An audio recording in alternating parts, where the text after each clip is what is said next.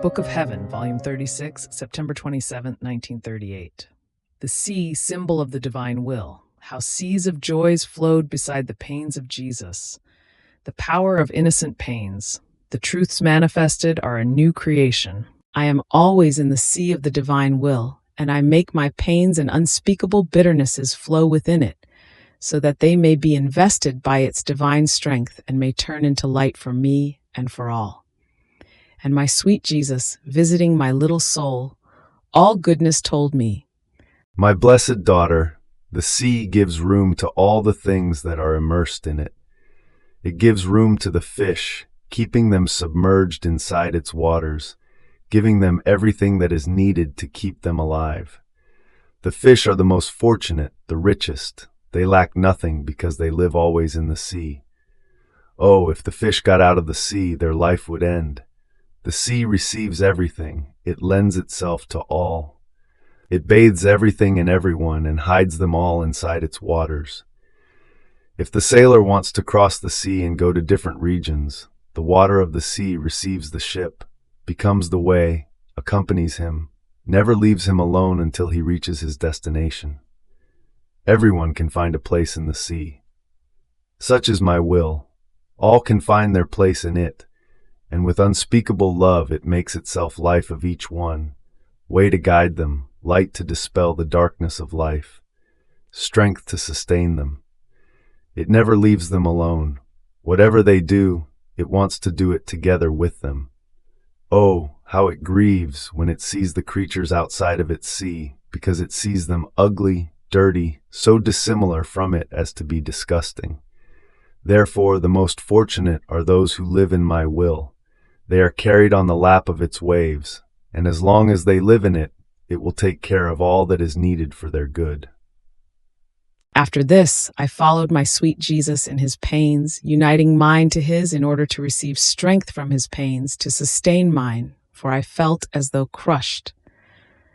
And my dear Jesus added with unspeakable tenderness, My blessed daughter, I suffered unheard of pains, but beside these pains flowed seas of joys and of happiness without end. I could see the good they were to produce. I could see, enclosed in them, the souls who would be saved. And since my pains were filled with love, with their warmth, they matured the most beautiful sanctities, the most difficult conversions, the most surprising graces. In my pains I felt excruciating sufferings, which gave me the most ruthless and cruel death, but also seas of joys that sustained me and gave me life. If I were not sustained by the joys that my pains contained, I would have died at the first pain I suffered. So great was the torment I suffered, nor could I have prolonged my life. Now your pains are not only similar to mine, but I can say that your pains are mine. If you knew how much I suffer, I feel the rawness, the torment of them embittering me to the depth of my heart. But also in these pains I see seas of joy flowing, which will make my will rise again more beautiful and majestic in the midst of creatures. You don't know what an innocent pain is, suffered because of me. Its power is such that the heavens are astounded and all want the satisfaction, the good of the suffering of an innocent pain. It can form with its power seas of graces, of light and of love for the good of all. If it wasn't for these innocent pains which sustain my justice, I would send the entire world to ruin. Therefore, courage, don't lose heart, my daughter. Trust me, and I will take care of everything, to defend the rights of my will and to make it reign. I can say that everything I have said about my will is a new creation, more beautiful, more varied, more majestic than the very creation which all can see. Rather, oh, how the visible creation remains behind it. And just as it is impossible for man to destroy it, suffocate the light of the sun, stop the might of the wind or the air that all breathe, and make of everything a pile of ruins, in the same way they cannot suffocate, and even less destroy, anything of what I have said on my divine will with so much love. In fact, what I have said is a new speaking creation, and each truth carries the imprint, the seal of our divine life. So, in the truths I have manifested to you, there are speaking suns, winds that speak and engulf the creature into my will, unto besieging her with the might of its power.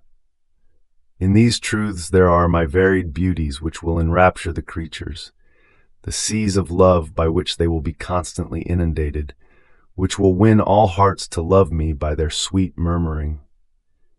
In these truths I have placed all possible and imaginable goods, love that conquers, that enraptures, that sweetens, that stirs.